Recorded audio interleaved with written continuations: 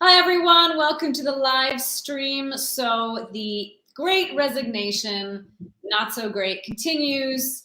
We've got builder permits, housing starts continuing their year-over-year decline, and Zillow slams the brakes on purchases. So here to break all of this down for you and much more is your host, Jason Hartman. Ashley, well, that was a good start. I didn't even know what you were going to say. You're talking about the Great Resignation, but it's interesting that you think it's not so great. I mean, I do I don't think know. it's great, actually. It depends on what we're talking about, but I do think it's great. I do. I Yeah, really do. yeah, and what she's referring to, everybody, is that since the pandemic times, people have really reevaluated their lives, and they have been resigning from their jobs. In fact, this may be the biggest resignation on a per capita basis ever in history. I mean, since we've been recording this stuff, at least, and so people are moving around. Right. And, I wouldn't necessarily think that this is a bad thing, because the goal of any capitalist economy, or, well, any economy, now the commies and the Marxists thought they could do it better, but of course they were wrong, is to allocate resources efficiently. In fact, you could say that that's what economics is, right? The efficient allocation of resources. Some would say economics is the study of scarcity, right, and how to manage scarcity and supply and demand. But whatever, allocation of resources, super important.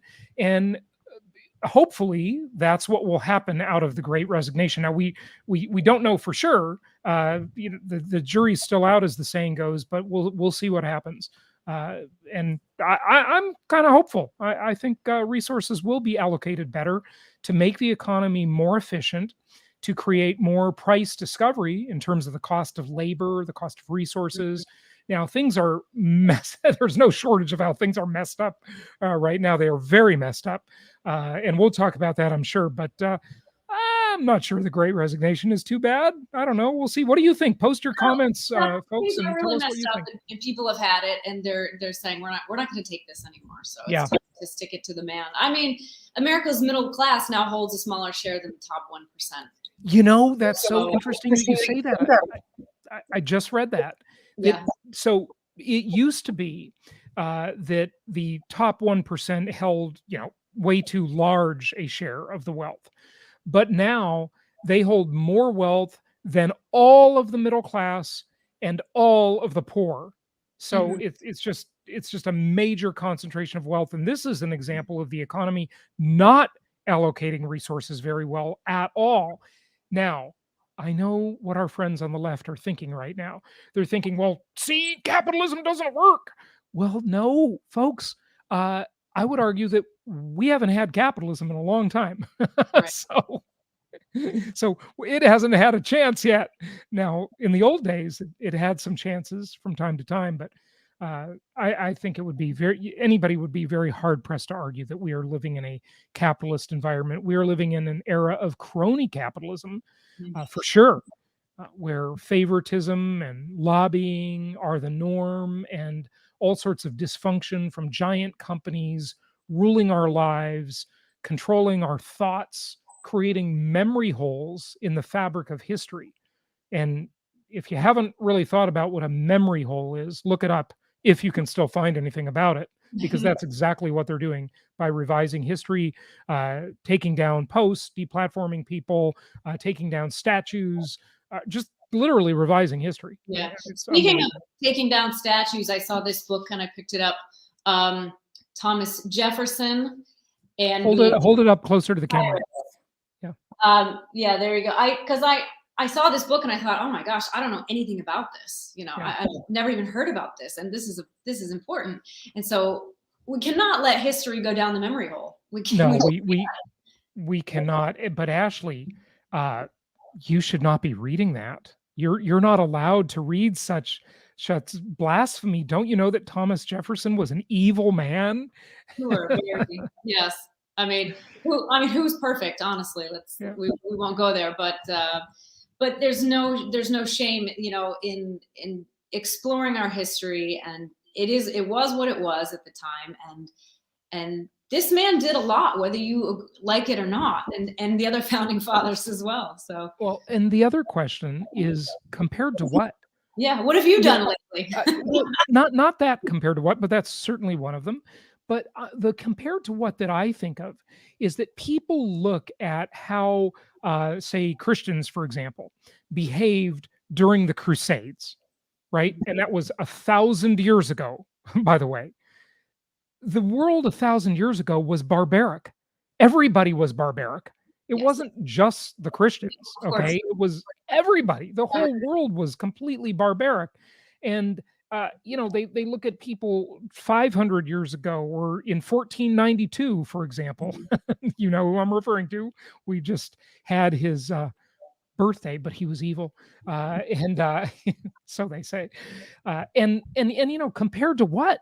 That's the question. Compared in the context of history, during that time in history, people have accused, say, the U.S. of all of these awful things. But when you went to Europe, the Middle East, and Africa, all those awful things were happening there too, right? Hmm. It's and Asia. Okay, I mean, just everywhere. It's the way the History, world man. was. It's just the way it was. Yeah. Great comment. Everything is related to the context at the time. That's right. Great comment from Chris Six Strings. Capitalism was hacked and compromised long ago by crony capitalism and crony socialism. Thank I you. like that. That's a good quote. That's a good. I like that. Yeah, Yeah. hacked. I like the way you say it's hacked. Yeah, Mhm. absolutely. That's But great. just remember, everybody, by looking at my own video here, I just want to make sure I show everybody the shirt. Lions, not sheep. Well, there it Mhm. is. Okay. I shared the stage with this guy at that conference I spoke at in Utah a couple of weeks ago, and he gave out the T-shirts, and so I had to have one. Lions, not sheep. That's what we're supposed to be. People in the old days used to say things like, "Give me liberty" or "Give me death," Mhm. but now Free they're or more like, yeah. "Give me universal basic income," or free healthcare, or a Starbucks gift card. Mhm. It's just like it's absurd. I mean, We're so privileged. We're so lucky to live in this time. We have no idea what people went through to get us to this point. So I think it's very ungrateful to just expect everything to be given to you. And I know that, it is. It is. It is. but it just No, creates this sense of entitlement, and it just it goes down from there. That's you are absolutely right. If you want to succeed in life, you better start with one view, one worldview, and that is the view of gratitude. Mhm. Being grateful for what you have wherever you are, and everybody's in a different place. Nobody so far has been able to make everybody equal. It's never existed in history, and it never will. Mhm. Everybody's different. Everybody's got a different set of talents and everything, right? And ambition and so forth. It's different for everybody. But wherever you are, whatever you have, little or much, this is your time in history, and it's your turn to do something with it, and you are completely responsible for that. Yeah. Okay, Eli says, "Awesome shirt. My brother just got fired from the Dot in Washington State. Got to stand for freedom." Yeah, absolutely, Mhm. absolutely, absolutely. Do Ashley? Let's talk about money, because money is a part of freedom, right? It's a big part of it. So, what do you have on tap for us today? Well, I wanted to ask you actually about what's going on with Zillow, because Oh, Zillow, they decided they're not going to buy any more. They're not going to buy any more houses this year to flip and resell. So, do you think, is this a signal that Zillow thinks we're at the top of the market, or is it something else? What's going on with Zillow? I think it's that Zillow just went too fast. Mhm. I tried to solicit offers from Zillow on a few of my properties. As you know, I've been selling properties and doing 1031 exchanges, reallocating assets. And, I think that Zillow just frankly got overwhelmed. They got too busy.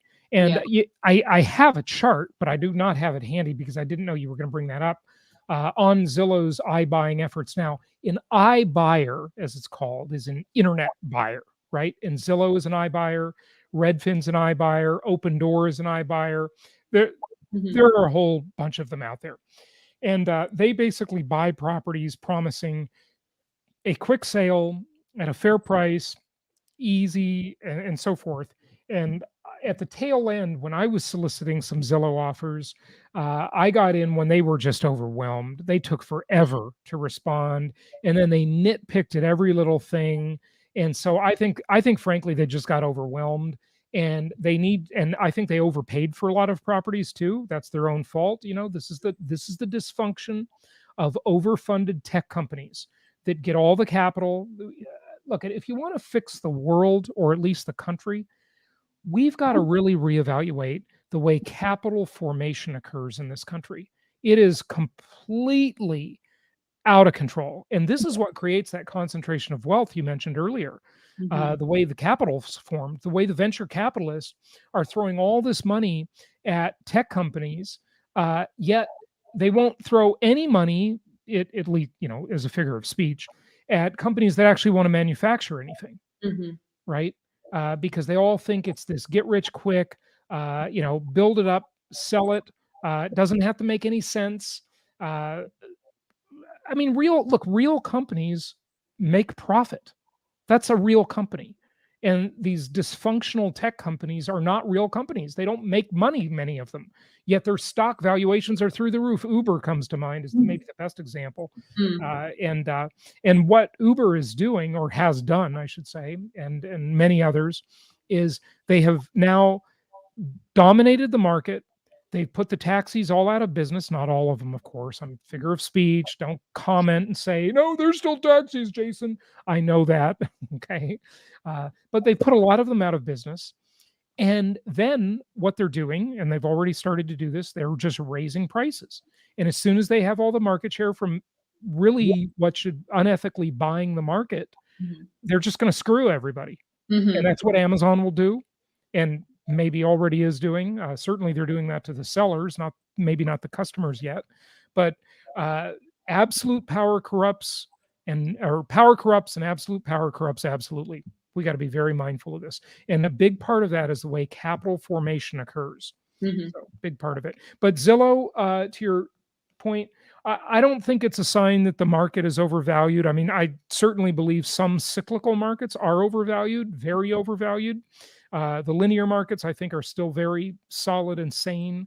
Mhm. And I think Zillow just basically got overwhelmed, and they went to the all you can eat buffet, and now they've got indigestion. And they've got to work through that, and they've got to sell these homes, get them Yeah, off their books, see how they do, evaluate how it went, and then they'll pick up from there. and they'll pick up from there. Yeah, I looked into their numbers, and in 2020 they acquired 4,162 homes just in 2020. Just in quarter two of this year, they purchased 3,800 homes, and last quarter they've already purchased over 4,000. So they have, scaled too big too quickly. So that's we'll see when they come back and start buying more. But I'll be Yeah, interested to watch that. Yeah. we will see. We will see. No, it's funny because you're talking about these big companies. This year, a lot of these companies, because they can afford it, they are chartering private cargo ships to bring over their goods from the east and bringing them to smaller ports to avoid the longer lines at the larger ports. So they can afford to do that. Costco, Home Depot, Walmart, Right. small and medium businesses can't afford that. So Yep. this costs us. No, You have a very limited selection, and you're going to buy from these big companies who don't need the business. They already have tons of business. and they'll jack up the prices, and yeah, they will. They will. Mhm. What's interesting too is that maybe people don't know this, but I've read about it, and I don't know where they are on it. Haven't followed this story in maybe 2 years, but Mhm. Amazon has a shipping company too. Mm. They own container ships, and so they'll, I'm sure, offer their services, Yeah. but it'll be good for them if there's a problem that they can solve and charge a higher price to solve. The shipping container cost Mhm. has quadrupled uh, since pre-pandemic levels. So it used to be maybe $5,000 to get a container over from China to the U.S., and now it's 20 grand. So it's quadrupled.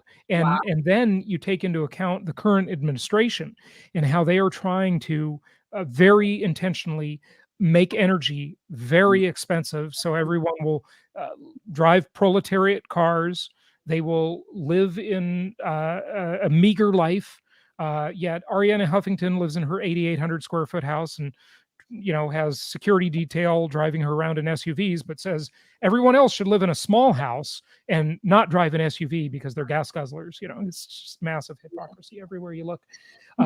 So that's what they're doing. They're engineering an energy shortage. They're engineering a food shortage that's coming, folks. So get ready for the food shortage. It's on our doorstep. You've seen the prices at the grocery stores. So stock up on food. And you don't have to be a survivalist, but if you want to be, you can listen to my Holistic Survival show.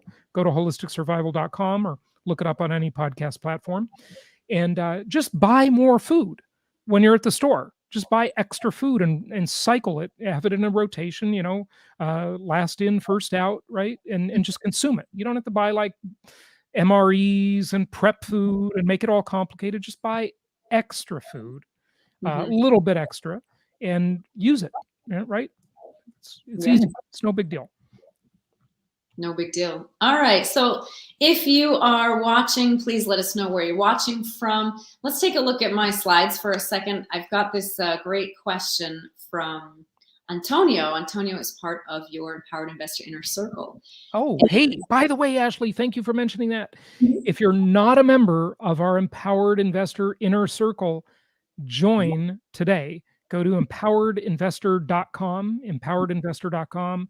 That is just such a great group, and we're getting so much engagement in there, and people are sharing ideas and tips, and wow, it's just amazing. Yeah, that's good.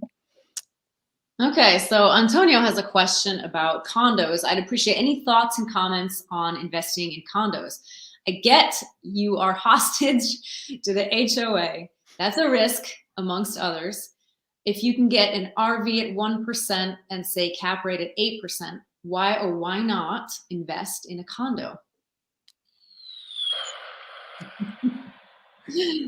Antonio, the condo would have to be a very good deal for me to like investing in it. The reason is you have a whole other party now controlling your destiny, and that's called the Homeowners Association, the HOA. So you understand that already. But here, let's talk about what can happen with that. Okay, so the HOA could, and when you say condo, by the way, you really need to define the type of condo. Some properties are zoned condo, but they could be single family homes. All right. The condo ownership concept just means you have an undivided common interest in the entire property owned by the homeowners association. Usually that's what it means. Now, there are little considerations here and there and restrictions on that and so forth. But the basic idea is undivided common interest. That's what a condo generally is. And there's a huge difference between a condo zoned development that could be a whole bunch of little single family homes, mostly with zero lot lines, or maybe one attached wall, or maybe a garden style condo complex that's 2 stories and built in the 80s, right? Where it's got 300 units in a condo complex versus a high rise condo that is very different concept. Okay, but whatever, they're still all condos in those examples. So what can happen? Well, we all know we live in a very litigious society, and condo associations, homeowners associations, are constantly getting into litigation. And in some condo complexes, when that when that homeowners association gets into litigation, now there's many types. It could be someone suing them, a homeowner maybe whose rights they violated, and they probably did violate their rights, because I call homeowners associations illegal governments. they're As if they're we need basically, more government in our life. yeah, we need more government. Exactly right. Yeah, sure. No one ever. Yeah, I know we agree on that one, Ashley, Yeah. for sure. So these illegal governments, they just trample over people's rights all the times, and some homeowners get upset about it and they sue them, Mhm. rightfully so. Okay, uh, and then also many times there are construction defects, and the HOA, on behalf of all the homeowners, and maybe some of the common area property as well has defects, will sue the builder.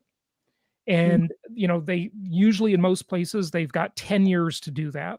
So you might buy a brand new condo today, and 9 years from now they are in a big giant litigation with the builder. And when they go into litigation, of course, litigation is very unpredictable and it's not just, okay? You can be 100% right in litigation and still lose. It's not about justice, it's about gamesmanship and lies. That's what litigation's really about. And there's an old saying, uh, a good lawyer knows the law, a great lawyer knows the judge. So, in many jurisdictions, lawyers and law firms can donate to the campaign, the political campaigns of Mhm. judges when they come up for election and reelection. And the lawyers aren't even required to recuse themselves, or the judge's not required to recuse themselves, and they don't even have to disclose it. So Mhm. you could be in a trial where the opposing counsel, either individually or their law firm, has donated to the judge's campaign. And the judge knows who their donors are. Heck, they have fundraiser parties for them. They come up and shake their hand and give them a toast with a drink in their hand and say, "Hey, judge, I'm supporting you. Here's my check." Right? Yeah. Do you think that judge is going to be biased? Of course they are. Of Yes. course they are. That's You're an why innocent. judges probably shouldn't be elected. They should just be appointed. Mhm. But many are elected. So anyway, that's the litigation thing. Oh, but what happens when the association gets into litigation? Many times the lenders worry because litigation is unpredictable and they know that. And even if they are the plaintiff, if they lose, they could be liable for big legal fees. Mhm. And so they will stop lending in a condo complex sometimes. Mhm. And as soon as they stop lending and that money dries up, it's the end of the world. I mean, the prices will just collapse. I've seen this happen many, many times over the years. And when that association is in litigation, they will just they will just not lend. Many times the lenders won't. Or if they do lend, they might be extraordinarily overcautious. And you might find it virtually impossible to get financing, even though officially they're lending, but unofficially they're just not approving loans, right? So there are many, many risks with condos. Now, I'm not saying never do it. I'm just Mhm. saying the deal has to be that much better in order to be interested in doing the Mhm. deal. Okay. So Yeah. yeah, it's a great question. Mhm. Thank you, Tony, or Antonio. I know you go by Tony. Mhm. And by the way, Antonio is also a member of our collective mastermind, and so we're looking forward to seeing you in Scottsdale in just about 2 weeks, right? Yeah, it's 2 Mhm. weeks. So it's going to be a great time. We're going race car driving. We're having a fashion show. This is a once in a lifetime, super high end experience we will have. We've got a bunch of great speakers at our Scottsdale event. So this is the kickoff event for our collective mastermind.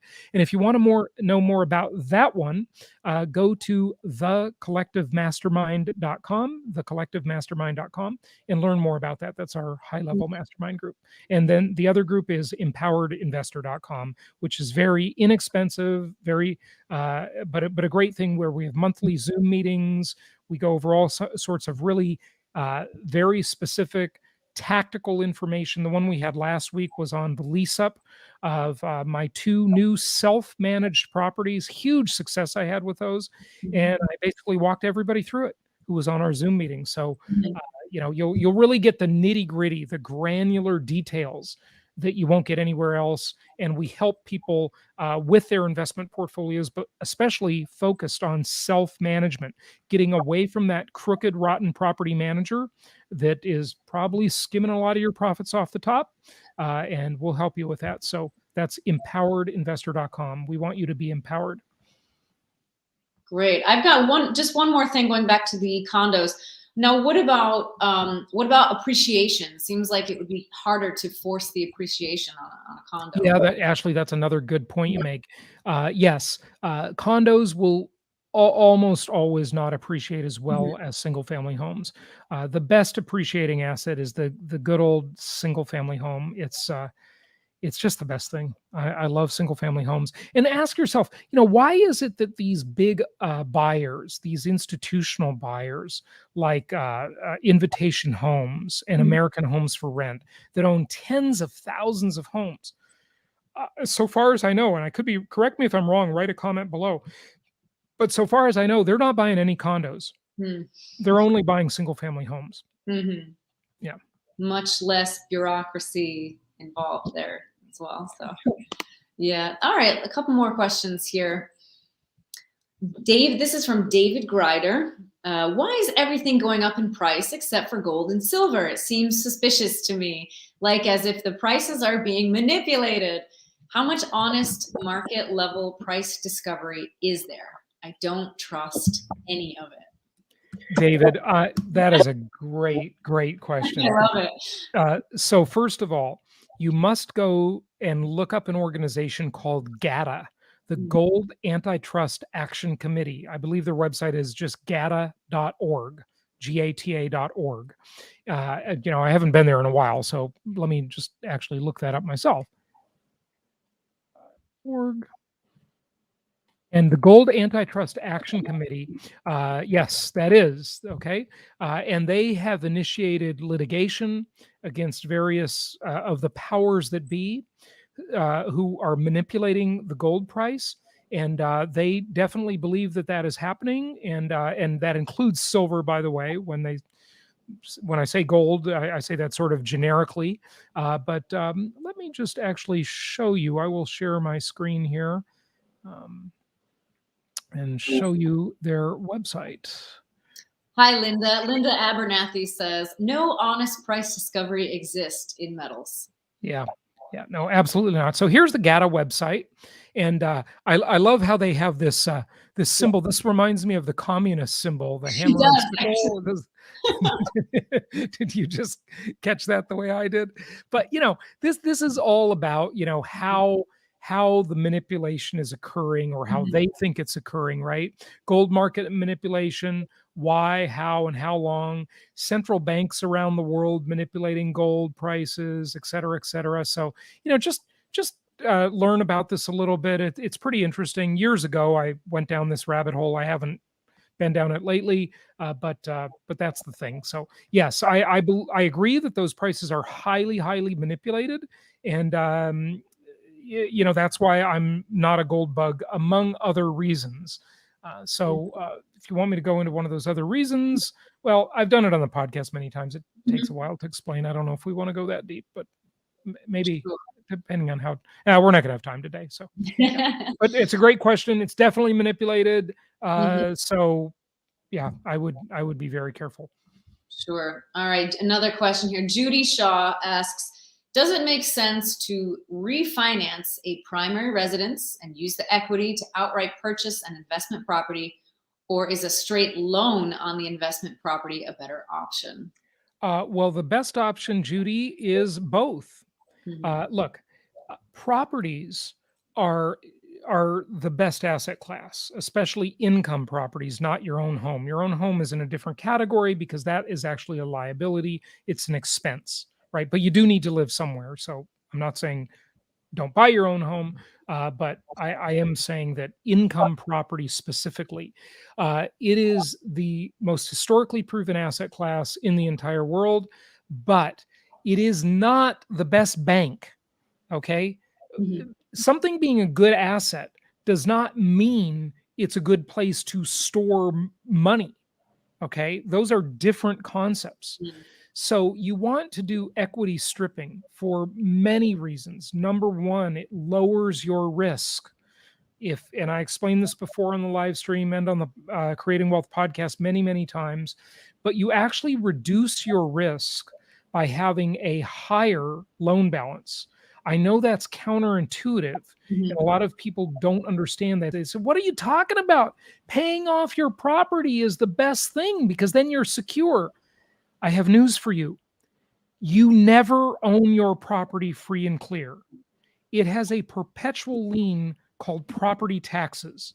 You can never get rid of the property tax lien. It's there on every property, almost everywhere in the world. There are very few number of places in the world that don't have property taxes.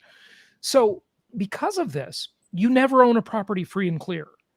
So why should you have one lien and not another? What you should do, Judy, is you want to pull this cash out, because when equity is sitting in a property, that represents an opportunity cost. It's money that's uninvested. It's sleepy money. It's lazy money. So you want to pull the equity out and you want to use the equity. That makes you safer. Also, in bad economic times, if you should lose your job or lose your source of income or need money for whatever reason, maybe an emergency, just try getting that money out of that property when you need it. Look, banks don't loan money to people who need money. They loan money to people who don't need money. Okay. It's ironic, right? It's terrible the way the system is, but that's the way it is. If you lose your job, there's no way you're going to qualify for a loan if you lose your income source. So you want to pull that money out now and get control of that equity. There's a metric in real estate.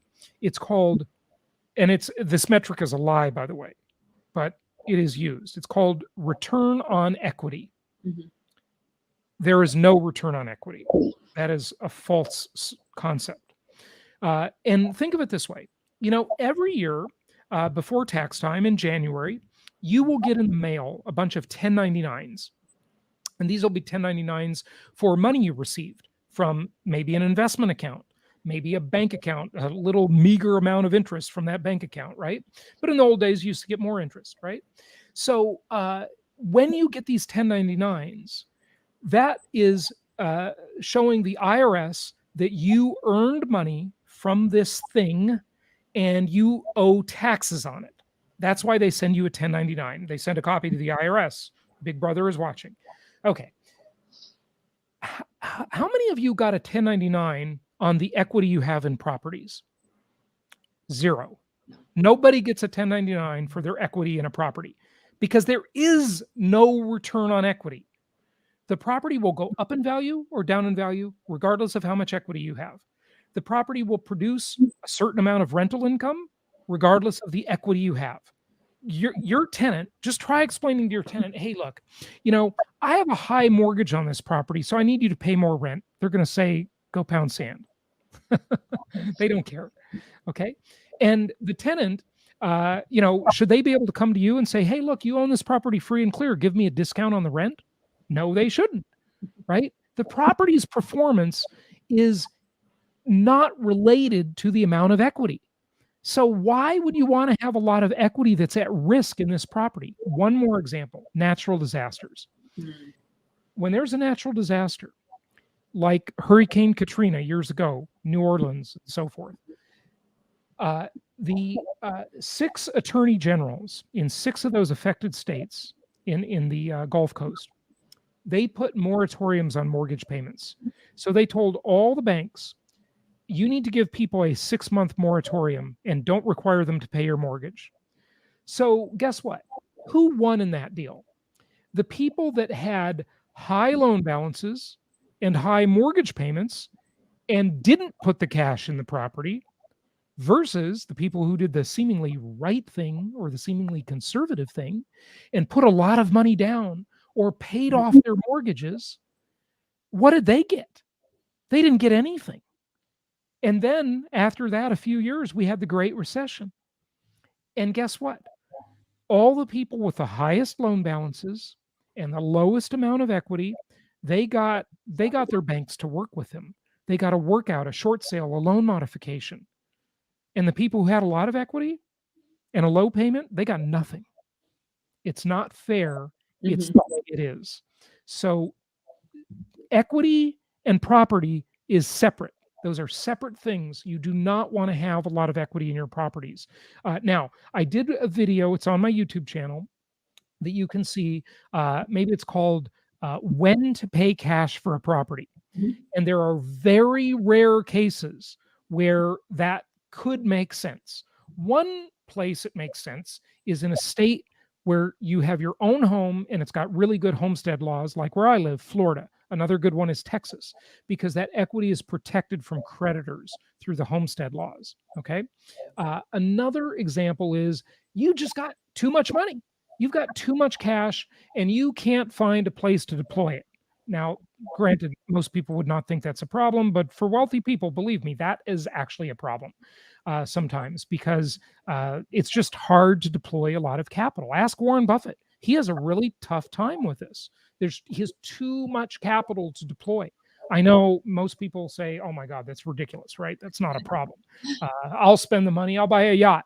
Well, unless you want to be irresponsible, sometimes you do get in that position where you do have too much capital to deploy and you find it hard to deploy it. So maybe you just stick some in a property but really there's no good investment reason to pay cash for properties or pay them down. Mortgage them up. These mortgages are ultra cheap. They're at negative interest rates. You're literally getting paid to borrow money. Be sure to go to jasonhartman.com and type in this phrase: inflation induced debt destruction. I know it's a mouthful.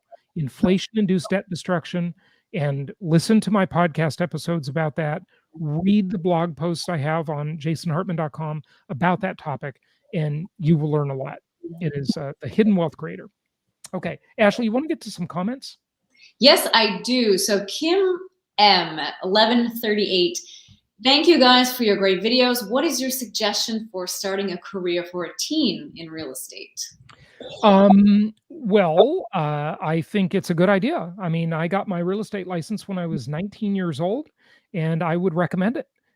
Now, the reason I got my license was not to be in the real estate business. It was actually to learn how to be an investor. And I remember, thankfully, I discovered 4 great mentors when I was 17 years old: Earl Nightingale, Jim Rohn, Zig Ziglar, and Dennis Waitley. And I remember Earl Nightingale. I was listening to one of his audio cassette tapes.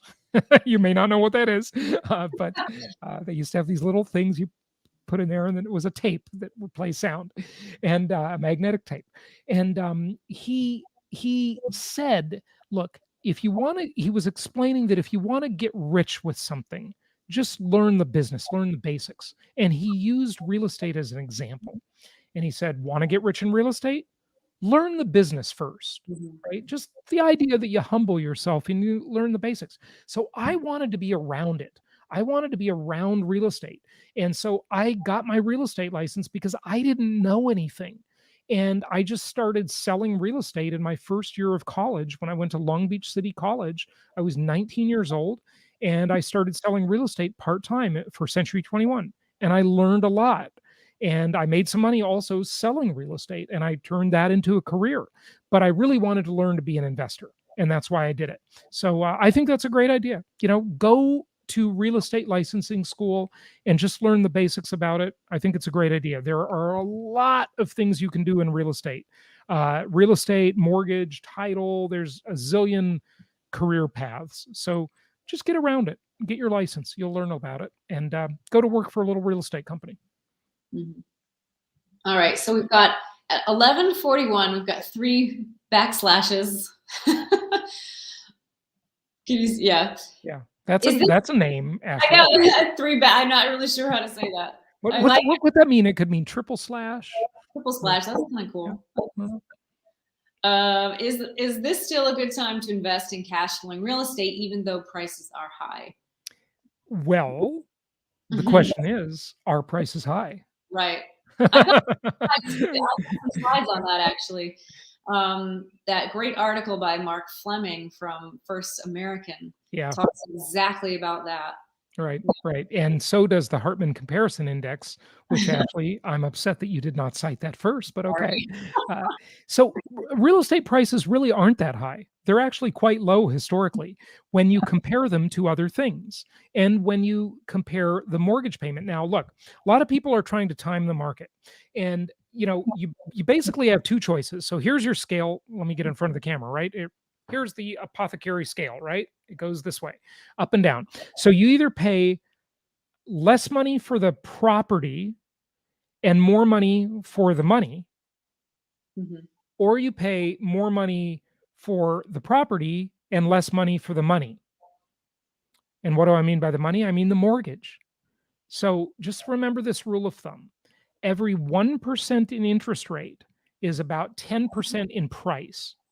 So interest rates are incredibly low, and you lock those in for 3 decades if you buy a property today. They're negative. They're paying you to borrow the money. These and I don't know that this has ever happened, by the way. I don't think it has. Now, there's a difference between the stated inflation rate or the official inflation rate and the real inflation rate because the consumer price index is highly manipulated. But right now, the official inflation rate, the stated inflation rate is actually higher than the interest rate on a mortgage. I mean, that's insane.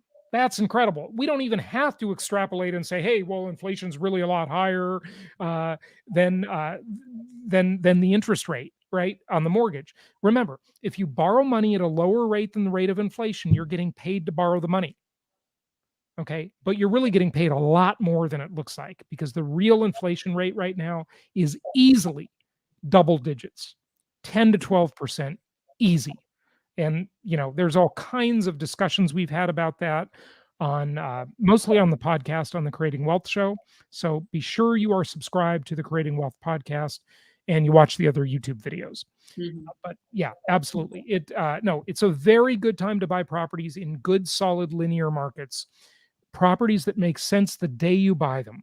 You're getting paid to borrow the money, even if you never rented them out, because you're borrowing money at a rate lower than the inflation rate.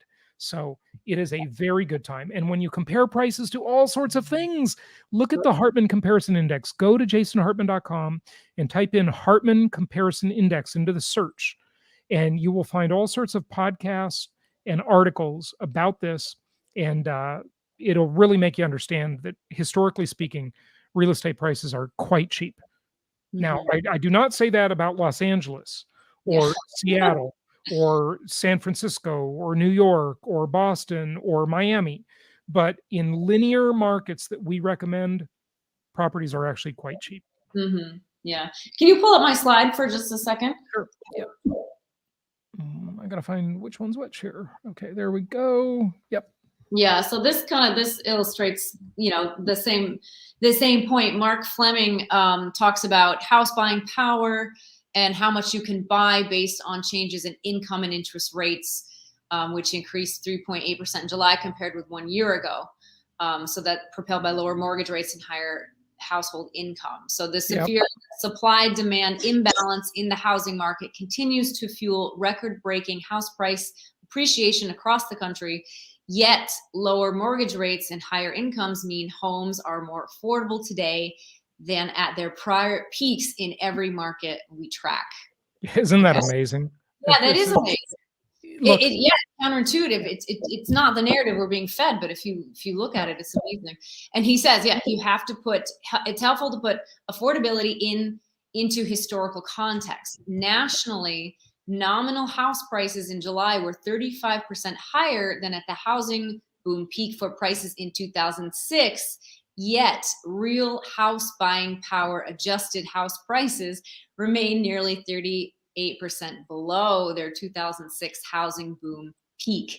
But real estate is local, and the recovery from the housing boom and crash varies by market.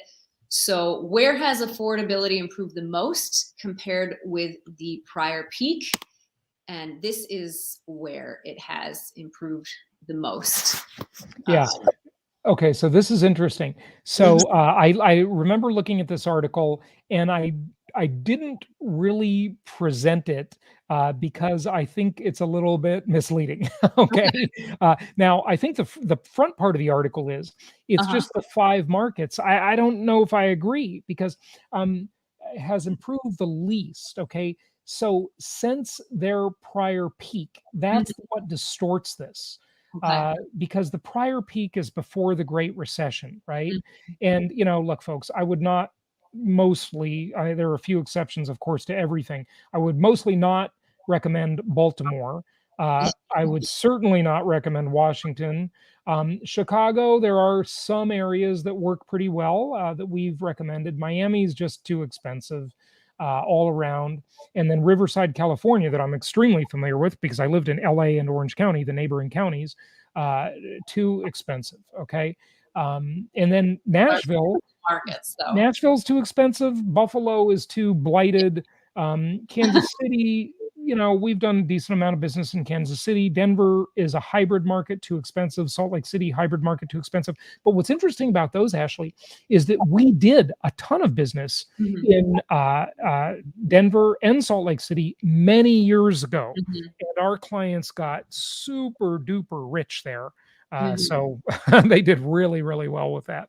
Yeah, Yeah. that's interesting. Good stuff. Good stuff. Um, So what's people keep asking? What's the main difference between what was going on in 2006 during that housing boom and what's going on today?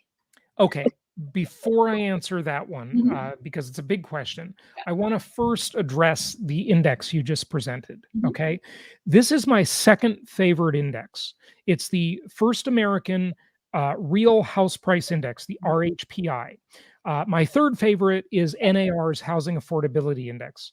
My first favorite is my own index, the Hartman Comparison By Index. the way, if you haven't checked it out, do that. He's done a lot of videos on it. Really, Yeah, really interesting. Yeah. yeah.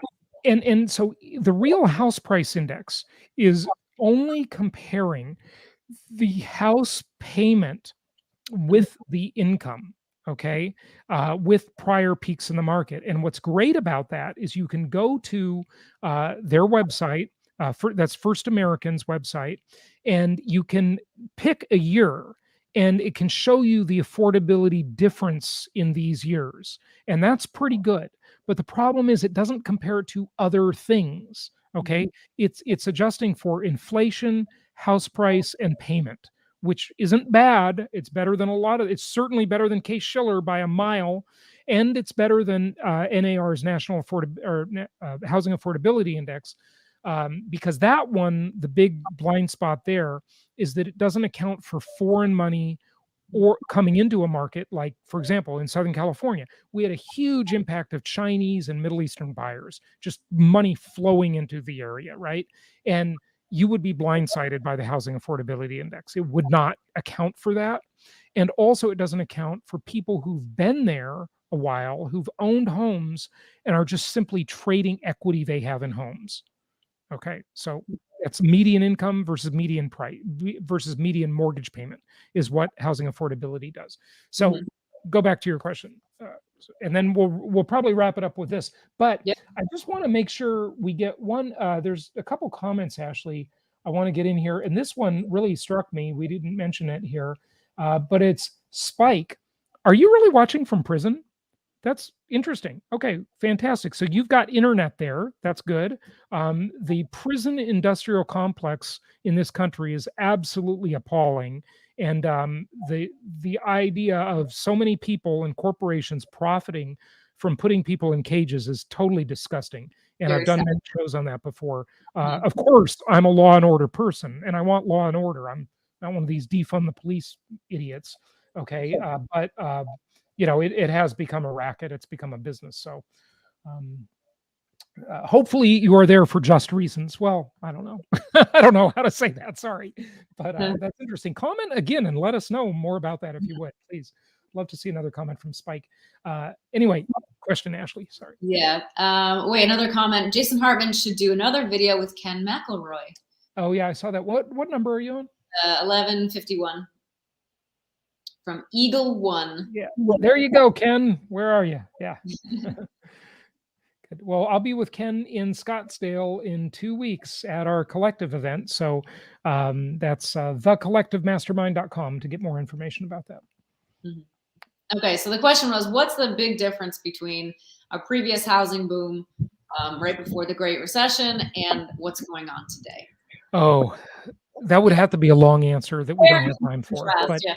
But here's the Reader's Digest version, as they Yeah, say, the executive summary. this version. Look, that market was a complete sham. There were mortgages being given to people who absolutely should not have had those mortgages. I predicted the foreclosure crisis and the mortgage meltdown. What I did not know about or predict was part two or phase two of the problem, which was the Wall Street crisis, where they were taking these mortgages that were given to totally unqualified borrowers. The school janitor making at the time 50 grand a year buying a $900,000 house. I mean, there are stories like that. We all read them and heard them, and it was absolutely irresponsible. No one in that system was being paid to put the brakes on. Nobody was being paid to put the brakes on. So of course it ran rampant, and there was a ton of fraud, and it was a complete sham. So the mortgage underwriting was a joke prior to the Great Recession. And then what Wall Street was doing, the part I did not know about and could not have predicted because I wasn't a Wall Street insider, is the way they were packaging these loans and selling them on the secondary market. And that almost collapsed the entire world economy, or you could argue that it did collapse. I mean, look, it drove Iceland, an entire country, into bankruptcy, essentially. Mhm.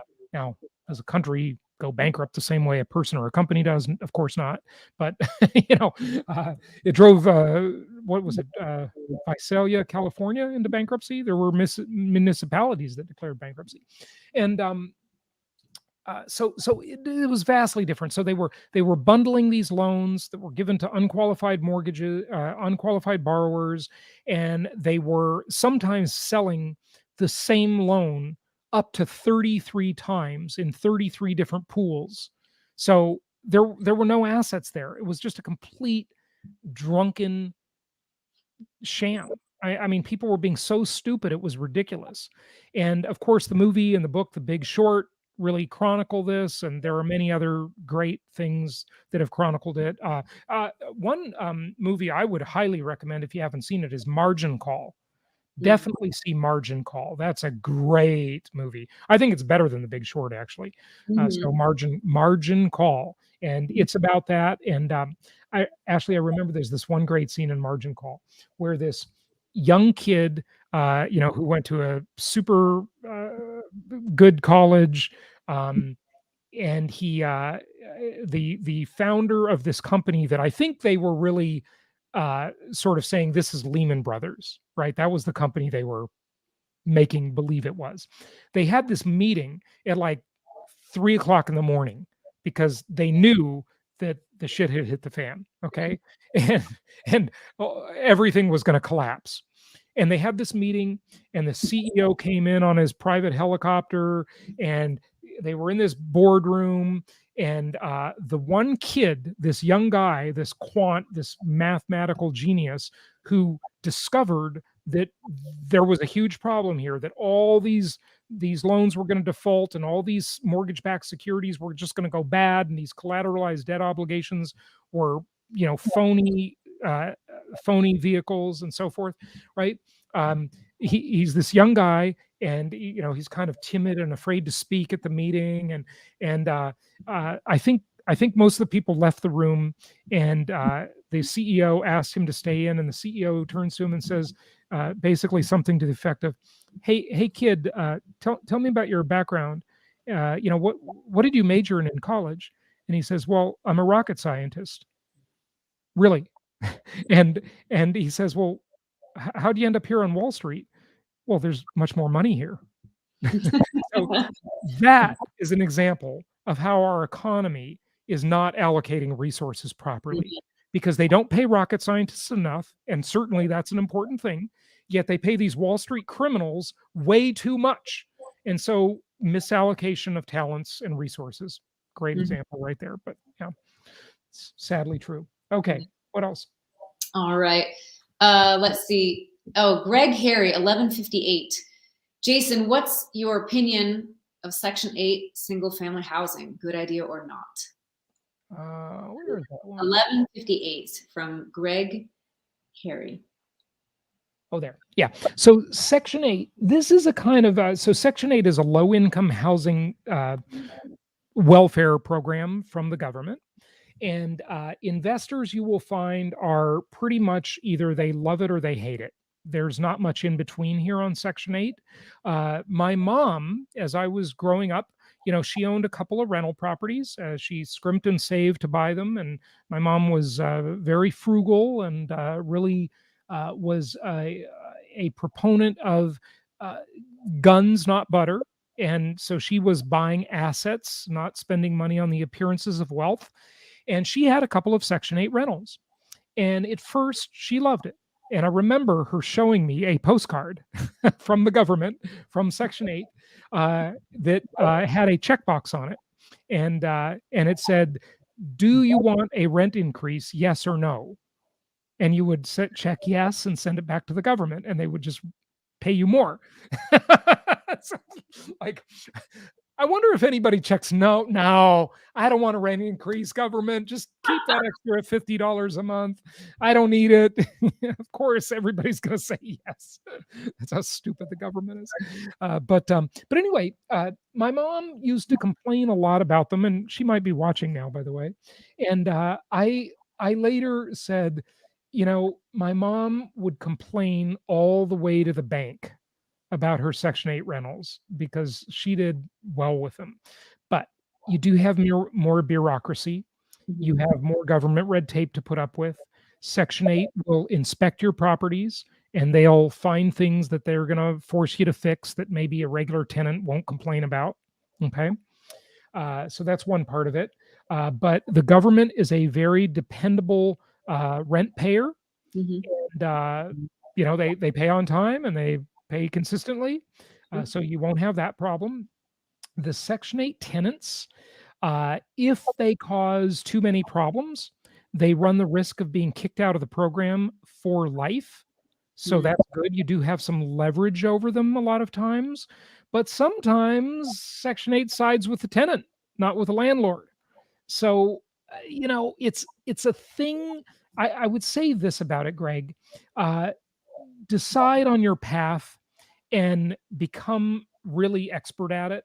And if you're used to dealing with Section 8 and you get good at it and most of your portfolio is Section 8, you're probably going to do very well with it.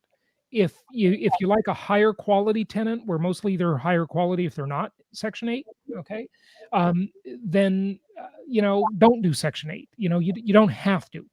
You can choose. Typically, your Section 8 tenants will have more people occupying the property.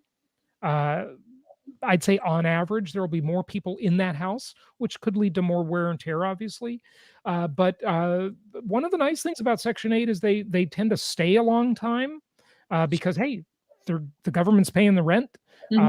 And these people receiving that rent welfare are generally not upwardly mobile. So they'll just stay and they'll be tenants for a long time, many times. So I can't say it's good or bad. It depends on you and your temperament and what you want to deal with. If you're going into business, and you're opening a restaurant, right? Do you want to sell cheap hot dogs and burgers, or do you want to sell, caviar and wonderful French food, right? It's just, what is your market going to be? You need to make a decision about that.